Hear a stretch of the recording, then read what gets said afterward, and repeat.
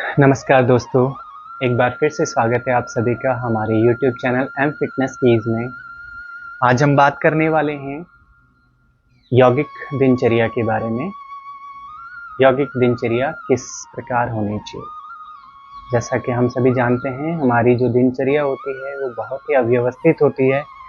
दिनचर्या, ऋतुचर्या, रात्रिचर्या कुछ भी व्यवस्थित नहीं रहता, जिसकी वजह से 80 to 90% डिजीज हमारी अव्यवस्थित दिनचर्या के कारण आ जाती है। अगर हम अपनी दिनचर्या को व्यवस्थित कर लें, ऋतुचर्या को व्यवस्थित कर लें, अपनी रात्रिचर्या को व्यवस्थित कर लें, तो यह बीमारियां आधी से ज़्यादा कम हो जाएंगी। हमारा सोना समय पर नहीं हो पाता है, हमारा जगना समय पर नहीं हो पाता है, हम खाना समय पर नहीं खा पाते हैं। तो ये जो अनियमित दिनचर्या है, अनियमित रात्रिचर्या है, इसकी वजह से अधिकतम बीमारियां पैदा होती हैं। तो आज हम बात करने वाले हैं यौगिक दिनचर्या कैसी होती है। वीडियो प्रारंभ करने से पहले मैं आप सभी से रिक्वेस्ट करना चाहूँगा कि इस वीडियो को अधिक से अधिक शेयर करें ताकि सभी लोगों को इसका फ़ायदा हो। तो हम प्रारंभ करते हैं। हमारी जो दिनचर्या होती है वो सुबह 4 बजे से लेकर शुरू होती है रात्रि 10 बजे तक। सुबह 4 बजे से लेकर रात्रि 10 बजे तक का जो समय अंतराल है 18 घंटा। इस 18 घंटे में हमको कार्य करना होता है। तो हमें सुबह ब्रह्म मुहूर्त में जगना होता है, सुबह 4 बजे। सुबह 4 से 5 बजे का जो समय है इसे ब्रह्म मुहूर्त समय बोलते हैं। प्रातःकाल जब आप ब्रह्म मुहूर्त में जगते हैं तो सैया त्याग करने से पहले आप इस मंत्र का जाप करें और अपनी दोनों हथेलियों को देखें। कराग्रे वसते लक्ष्मी, कर मध्ये सरस्वती, कर मूले तु गोविंद, प्रभाते कर दर्शनम। दोनों हथेलियों को अपने आईज पे लगाएं और इस मंत्र से आप तीनों देवों को, कराग्रे वसते लक्ष्मी, कर का अर्थ होता है हथेली, कर के अग्रभाग में, कराग्रे, कर के अग्रभाग में कराग्रे वसते लक्ष्मी, लक्ष्मी माँ का वास है, आप लक्ष्मी माँ को प्रणाम कर रहे हैं। कर के मध्य भाग में, कर मध्य सरस्वती, हमारी हथेली के मध्य भाग में सरस्वती माँ का निवास है, आप सरस्वती माँ को प्रणाम कर रहे हैं। कर मूले तु गोविंद, कर के जो मूल में गोविंद, यहाँ पे गोविंद का अर्थ है विष्णु भगवान, विष्णु भगवान का निवास है। कर मूले तो गोविंद, प्रभाते कर दर्शनम। आप लक्ष्मी, सरस्वती और गोविंद भगवान को प्रणाम करके प्रभाते कर दर्शनम, सुबह सुबह आप अपने हथेलियों का दर्शन कर रहे हैं। इस मंत्र को कहते हैं कर दर्शन मंत्र। तो इस मंत्र से ये होता है कि आप सुबह सुबह अपनी हथेलियों में इन देवों का दर्शन कर रहे हैं। तो कई बार ऐसा होता है, हम लोगों में ये चीज़ मानते हैं हम लोग कि सुबह सुबह अगर हम कहीं काम करने जाते हैं, हमारा काम नहीं बनता है, तो हम बोलते हैं कि पता नहीं आज सुबह सुबह किसका मुंह देखा। तो अगर आप सुबह सुबह अपनी हथेलियों में इन देवों का दर्शन अगर करते हैं तो इसके बाद आप जीवन में कभी ऐसा ये ख्याल, ये विचार आपके माइंड में नहीं आएगा कि सुबह सुबह किसका मुंह देखा। तो आपका दिन बहुत अच्छे से गुजरेगा। ऐसी घटनाएं आपके साथ होंगी नहीं कि आपका दिन में कोई कार्य खराब जाए। उसके पश्चात आप गुनगुना पानी पिएं। गुनगुना पानी आप बिना कुल्ला किए पिएंगे। रात को सोने से पहले अच्छे से आप दांत साफ कर लीजिए, मुंह साफ कर लीजिए, तब जाकर सोएं। और सुबह जब आप उठेंगे तो बिना कुल्ला किए आप 1 से 2 गिलास गुनगुना पानी पिएं, जिससे कि आपका पूरा पेट साफ हो जाएगा। अगर आप ठंडा पानी पिएंगे सुबह तो उससे आपका पेट साफ नहीं होगा। ठंडे का जो गुण होता है वो होता है जमाना, किसी भी चीज़ को जमा देना, और गर्म का गुण होता है किसी भी चीज़ को पिघलाना। तो अगर आप गर्म पानी पिएंगे तो आपका पेट बहुत इजीली साफ हो जाएगा। तो सुबह के जो नित्य कर्म है उनसे निवृत्त हो जाएं। फ्रेश, अच्छे से फ्रेश होने के पश्चात, स्नान करने के पश्चात, स्नान भी एक बहुत बड़ा सब्जेक्ट है। बहुत प्रकार के स्नान होते हैं, जल स्नान, सूर्य स्नान, वायु स्नान, मड स्नान, ये अलग अलग प्रकार के स्नान हैं। इसमें इसके बाद ये एक बहुत बड़ा विषय, इसमें एक अलग वीडियो में बनाऊंगा। पर हम जो स्नान करते हैं, जब हमें समय मिलता है तब स्नान कर लिया, पर ऐसा नहीं होना चाहिए। स्नान जो है, अगर आप ब्रह्म मुहूर्त में स्नान करते हैं तो उसको ब्रह्म स्नान कहा जाता है, 4 से 5 बजे के बीच में। और अगर आप सूर्योदय से पहले स्नान करते हैं तो उसको देव स्नान कहा जाता है। अगर आप सूर्योदय के समय स्नान कर रहे हैं तो उसको मानव स्नान कहा जाता है। और अगर आप 8 बजे के बाद स्नान कर रहे हैं तो उसको दानव स्नान कहा जाता है। तो कोशिश ये रखें कि हमारा जो स्नान है वो या तो ब्रह्म मुहूर्त में हो जाना चाहिए, सूर्योदय से पहले हो जाना चाहिए। इसीलिए कहते हैं कि जो सुबह का स्नान, ब्रह्म मुहूर्त के समय का स्नान है, वो दूध का स्नान माना जाता है। और जो आप दिन में करते हो जल से स्नान होता है। और जब आप रात्रि को स्नान कर रहे हो, रात्रि को तो स्नान बिल्कुल निषेध है, पर अगर आप रात्रि को स्नान कर रहे हो तो वह जहर के समान स्नान होता है, इसीलिए रात्रि का स्नान निषेध है। इसीलिए कहा जाता है, कहावत भी हमारे देश में, दूधो नहाओ पूथो पलो। आप दूध से ना, आप सुबह अगर नहा रहे हो तो आपका दूध के समान वो स्नान होता है। तो इसीलिए कहावत है कि दूधो नहाओ पूतो फलो, दूध से नहाओ और खूब पूतो फलो, स्वस्थ रहो। तो ब्रह्म स्नान या देव स्नान, यह स्नान हमको करना चाहिए। सुबह ब्रह्म मुहूर्त में या तो स्नान कर लें या आप सूर्योदय से पहले स्नान कर लें। और अधिक से अधिक हो तो आप सूर्योदय होने तक आप स्नान कर ही लीजिएगा। चलो आप ब्रह्म स्नान और देव स्नान नहीं भी कर पाते हैं तो कम से कम आप मानव स्नान जरूर करें। उम्मीद है कि अब आगे आप इस वीडियो को देखने के पश्चात दानव स्नान करने से बचेंगे। नहाते समय अगर आप इस मंत्र का उच्चारण कर लें तो बहुत अच्छा। गंगे च यमुने चैव गोदावरी सरस्वती, गंगे च यमुने चैव गोदावरी सरस्वती, नर्मदे सिंधु कावेरी, नर्मदे सिंधु कावेरी, जलस्मिन् सन्निधि कुरु। इसका अर्थ है गंगा, यमुना, कावेरी, गोदावरी, नर्मदा, सिंधु, सरस्वती, इन सभी नदियों का जल आइए और मेरे इस स्नान के जल में पधारिए। तो इस मंत्र के उच्चारण से मानो कि यह सभी नदियों का जल हमारे स्नान के जल में आके सम्मिलित हो जाता है। तो आप स्नान से निवृत्त होने के पश्चात आप आधा घंटा योगासन का अभ्यास कीजिए और आधा घंटा प्राणायाम का अभ्यास कीजिए। यह जरूरी है कि जिस तरह भोजन होता है उसी तरह आप दिन में 1 घंटा आपको अपने योगाभ्यास में भी समय लगाना है। तो यह 1 घंटा आप जरूर दें। बाकी जो पूरा समय है हमारा 24 घंटे में, वो तो हम अपने ऑफिस के लिए, अपने घर के लिए, अपने दोस्तों के लिए लगा रहता है हमारा। तो 1 घंटा आप आसन और प्राणायाम जरूर करें। आधा घंटा आप, या आप 40 मिनट आसन करें, 20 मिनट प्राणायाम कर लें।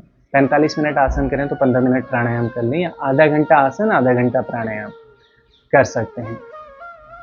कौन सा आसन करना चाहिए, कौन सा प्राणायाम करना चाहिए, किस रोग में कौन सा आसन करना चाहिए, कौन नहीं करना चाहिए, इसके बारे में मैं आगे वीडियो बनाऊंगा जल्दी ही। आपको योगाभ्यास के 20 से 30 मिनट के पश्चात आपको ब्रेकफास्ट करना है। सुबह आप स्प्राउट्स ले लीजिए, फ्रूट्स ले लीजिए, या आप अगर आपको पराठे खाने, पराठे खा लीजिए। आपको जो भी अच्छा हैवी चीज़ खानी है, आपको दिन भर में अगर कोई हैवी चीज़ खानी है तो आप वो सुबह खा सकते हैं।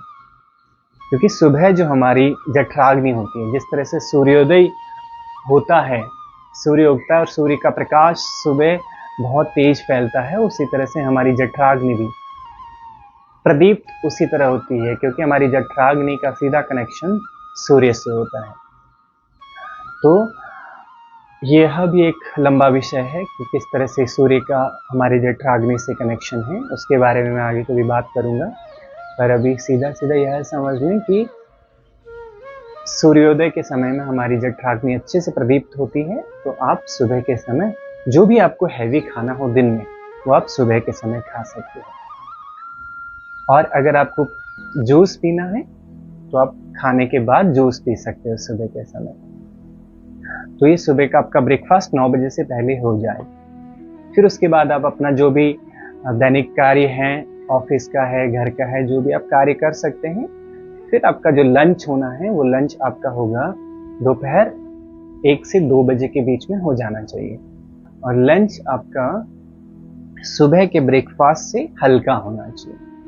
सुबह का ब्रेकफास्ट अगर आप हैवी कर रहे हैं तो लंच उससे हल्का हो, और डिनर आपका बिल्कुल लाइट होना चाहिए। तो लंच में आप जो भी आपको खाना है आप खा सकते हैं। ऐसा ना हो कि आप जंक फूड वगैरह खा रहे हैं, सात्विक आहार हो। लंच के बाद आप अगर आपको कुछ पीना है तो आप छाछ, लस्सी, दही, रायता वगैरह आप ले सकते हैं। छाछ, दही, लस्सी, रायता आदि रात्रि में बिल्कुल निषेध है, रात्रि में आपको नहीं लेना। ये आप चीजें दिन में ले सकते हैं। फिर उसके बाद आप अपने दिन के सारे कार्य करें जिस तरह करते आ रहे हैं। शाम को 4-5 बजे आप चाय पीते हैं, जो बिल्कुल गलत है। उसको बिल्कुल हटा दीजिए अपनी दिनचर्या से, चाय को हटा दीजिए अपनी दिनचर्या से। अगर आपको पीना है आप हर्बल टी पी लीजिएगा। फिर आपका जो रात्रि का भोजन है, वैसे रात्रि का जो भोजन है वो सूर्यास्त से पहले का प्रावधान है कि सूर्यास्त होने से पहले आप अपना रात्रि का भोजन कर लें। क्योंकि जैसे मैंने अभी बताया था कि हमारी जो जठराग्नि है वो सूर्य के साथ कनेक्टेड है। जब तक सूर्य है तब तक आपकी जठराग्नि, आपका आमाशय काम करेगा। जैसे ही सूर्यास्त हुआ वो भोजन पचाना कम कर देगा, वो कार्य करना कम कर देगा। तो जो डिनर का प्रावधान है, जो रात्रि के भोज का प्रावधान है, वो है सूर्यास्त से पहले। पर यह बात हम सभी जानते हैं कि सूर्यास्त से पहले भोजन करना हमारे लिए बहुत ही मुश्किल होता है। अगर कोई कर सकता है तो इससे उत्तम कुछ नहीं है। अगर नहीं कर पाते हैं अधिकतर, क्योंकि 7-8 बजे तक तो ऑफिस से घर आते हैं, जो नहीं कर पाते हैं सूर्यास्त से पहले, तो उनका डिनर बिल्कुल लाइट हो जाना चाहिए। आप बिल्कुल पतली सी खिचड़ी, पतला सा दलिया या सूप वगैरह, बहुत हल्की चीज आपको लेना चाहिए। रात्रि के डिनर के बाद अगर कोई चीज आपको पीनी है तो वो आप दूध पी सकते हो। और एक बहुत महत्वपूर्ण बात मैं बताने जा रहा हूं, रात्रि के डिनर के पश्चात आप वॉक जरूर करें, चहलकदमी। बहुत तेज वॉक नहीं करनी है, क्योंकि मैं यहाँ पे जब रात्रि भोज के बाद वॉक पे जाता हूँ तो मैं बहुत सारे लोगों को देखता हूँ, वो बहुत तेज वॉक करते हैं। जो तेज वॉक होती है वह सुबह के समय, सुबह और शाम को खाली पेट होती है। जो रनिंग वॉक वगैरह होती है वो सुबह और शाम को खाली पेट होती है, तेज वॉक। पर खाने के बाद की जो वॉक होती है वो बहुत आराम आराम से, धीरे धीरे बातचीत करते हुए, चहलकदमी करते हुए, बहुत स्लो वॉक रात्रि भोज के बाद यह जरूर करें। 20 से 25 मिनट, आधा घंटा रात्रि भोजन के पश्चात आप वॉक जरूर करें। खाने के पश्चात तुरंत नहीं सोना है। अगर आप 8 बजे तक भोजन कर रहे हैं तो 8 से 8:30 बजे तक वॉक जरूर करें।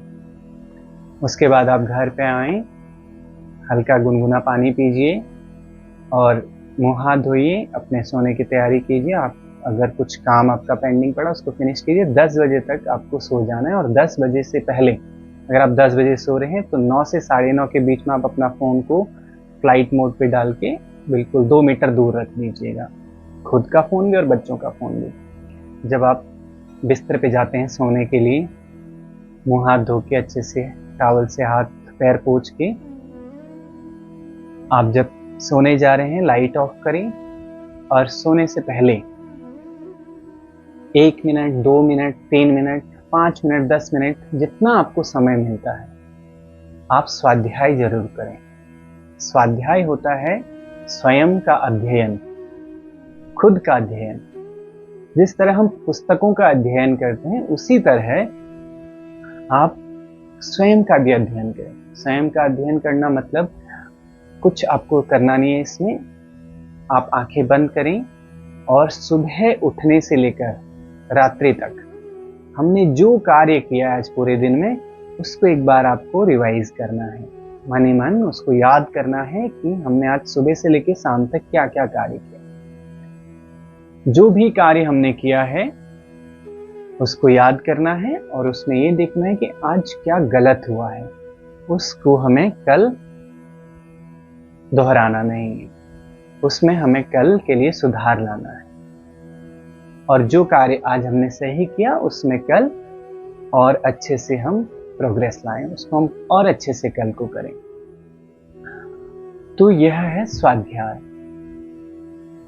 सोने से पहले गायत्री मंत्र का उच्चारण कर लीजिए या शांति पाठ का उच्चारण कर लीजिए, या आप 3 बार, 5 बार, 7 बार, 11 बार ओम का उच्चारण कर लीजिए। उसके बाद आप सो जाइए। 6 घंटे की गहरी नींद लीजिए। फिर अगले दिन आप सुबह ब्रह्म मुहूर्त में उठ के अपनी दिनचर्या इसी तरह से चलाएं। यह है हमारी यौगिक दिनचर्या। इसमें एक चीज ऐड मुझे करनी है। दिनचर्या हमारे त्रिदोषों के आधार पर भी होती है। हर व्यक्ति की दिनचर्या थोड़ा बहुत डिफरेंट हो जाती है। त्रिदोष आयुर्वेद के अनुसार 3 दोष होते हैं, वात, पित्त और कफ। तो हमारे उम्र के आधार पर इन दोषों को 3 भागों में डिवाइड कर दिया गया है। बचपन से लेकर 14 साल तक, 13 साल तक, और 14 से लेकर 60 साल तक, बाकी 60 साल से ऊपर। जो 14 साल से नीचे के जो बच्चे हैं उनमें कफ की प्रधानता होती है। कफ, बच्चों में कफ अधिक होता है। कफ की प्रधानता बच्चों में होती है। आप देखते हैं कि बच्चों की नाक बहते रहती है, खांसी होते रहते हैं, तो बच्चों में कफ की प्रधानता होती है। और जिनमें कफ की प्रधानता होती है उनको नींद 8 से 9 घंटे की लेना आवश्यक है। उनको वैसे स्वतः ही उनको नींद ज्यादा आएगी, बच्चे ज्यादा सोते भी हैं। कफ प्रधान व्यक्ति को नींद ज्यादा आती है। जो कफ होता है वो गुरु होता है, भारी होता है। भारीपन की वजह से नींद बहुत आती है। और कफ प्रधान व्यक्ति का वजन भी ज्यादा होता है। और आप इस चीज को देखते होंगे कि जिसका वजन ज्यादा होता है वो बहुत सोता है, कफ की प्रधानता के कारण। तो कफ प्रधान व्यक्ति को नींद आएगी ही आएगी और उसको सोने देना चाहिए। उसको रात को आप 8 से 9 बजे के बीच में सुला दो, सुबह आप उसे 6 बजे तक उठा दें। तो उसको 8 से 9 घंटे की नींद बहुत जरूरी है कफ प्रधान व्यक्ति को। और 14 साल से नीचे के जो बच्चे होते हैं उनमें कफ की प्रधानता होती है। तो बच्चों को सोने दें। बच्चों को, सोते हुए बच्चे को कभी जगाना मत, उसको 8 से 9 घंटे की नींद पूरी करने दीजिए। दूसरा, 14 साल से 60 साल के बीच में ये जो उम्र होती है इसमें पित्त की प्रधानता होती है। 14 साल से 60 साल के बीच पित्त की प्रधानता होती है। और पित्त प्रधान व्यक्ति को ज्यादा नींद की आवश्यकता नहीं है। पित्त प्रधान व्यक्ति के लिए 6 घंटे की नींद, जो मैंने अभी दिनचर्या बताई है, वह दिनचर्या पित्त प्रधान व्यक्ति और वात प्रधान व्यक्ति के लिए उचित है। वात प्रधान व्यक्ति 60 प्लस, जो 60 प्लस होते हैं, 60 साल से ऊपर के जो व्यक्ति हैं वो वात प्रधान व्यक्ति होते हैं। तो उनकी भी जो है 6 से 7 घंटे की नींद उनके लिए काफी है। वातज जो प्रधान व्यक्ति होते हैं उनमें, उनको वैसे भी नींद आती नहीं, गहरी नींद होती नहीं है उनको बहुत सपने आते हैं। जो वात प्रधान व्यक्ति होता है उसको बहुत सपने आते हैं और उनकी नींद गहरी नहीं होती है। जो गहरी नींद होती है वो कफ प्रधान व्यक्ति की होती है, उसको बहुत गहरी नींद आती है। तो यह है हमारी यौगिक दिनचर्या। अगर हम अपनी दिनचर्या को व्यवस्थित कर लें तो मैंने आपको बताया 80 to 90% डिजीज ठीक हो जाएंगे।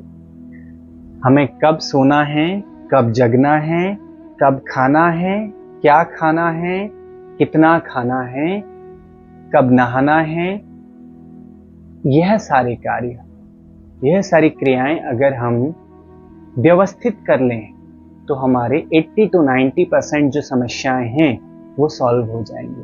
आपको डॉक्टर पे नहीं जाना पड़ेगा। और जो 10% हैं वो कुछ एक्सीडेंटल केस होते हैं, अकस्मात जो समस्याएं आ जाती हैं वो 10% में आती हैं। तो 80 to 90% जो डिजीज़ हैं वो हमारी लाइफस्टाइल डिजीज़ होती हैं। अगर आप अपनी लाइफस्टाइल को ठीक करते हो तो ये सारी डिजीज़ आपकी ठीक होने लगेंगी। तो हमें अपनी दिनचर्या, रात्रिचर्या, ऋतुचर्या को व्यवस्थित कर लेने की ज़रूरत है। अगर हमारी ये चीज़ें व्यवस्थित हैं तो हम स्वस्थ हैं। अगर आप ब्रह्म मुहूर्त में जग रहे हैं और रात्रि 9 बजे से 10 बजे के बीच में आप सो जाते हैं तो आप स्वस्थ व्यक्ति की श्रेणी में आते हैं। और आपका सुबह स्नान अगर आपका ब्रह्म मुहूर्त में या सूर्योदय से पहले स्नान हो जाता है तो आप स्वस्थ व्यक्ति की श्रेणी में आते हैं, तो आपको कोई समस्या नहीं हो सकती है। अगर आपके जीवन में प्रतिदिन 1 घंटा योगाभ्यास होता है, आसन और प्राणायाम का अभ्यास आप करते हैं, तो आप स्वस्थ व्यक्ति की श्रेणी में आ जाते हैं। आपको किसी भी प्रकार के रोग नहीं हो सकते हैं। और यदि आप अपने शरीर की प्रकृति को पहचानने लगे हैं, वातज, पित्तज, कफज, किस दोष की प्रधानता हमारे शरीर में है, अगर आपको ये चीज़ का संज्ञान होने लग गया तो आप स्वस्थ व्यक्ति की श्रेणी में आ जाएंगे। तो यह थी हमारी दिनचर्या। उम्मीद है आप सभी को यह वीडियो पसंद आया होगा, और यदि आपका कोई प्रश्न होगा तो आप कमेंट करके पूछ सकते हैं। आज के लिए इतना ही। नमस्कार, धन्यवाद।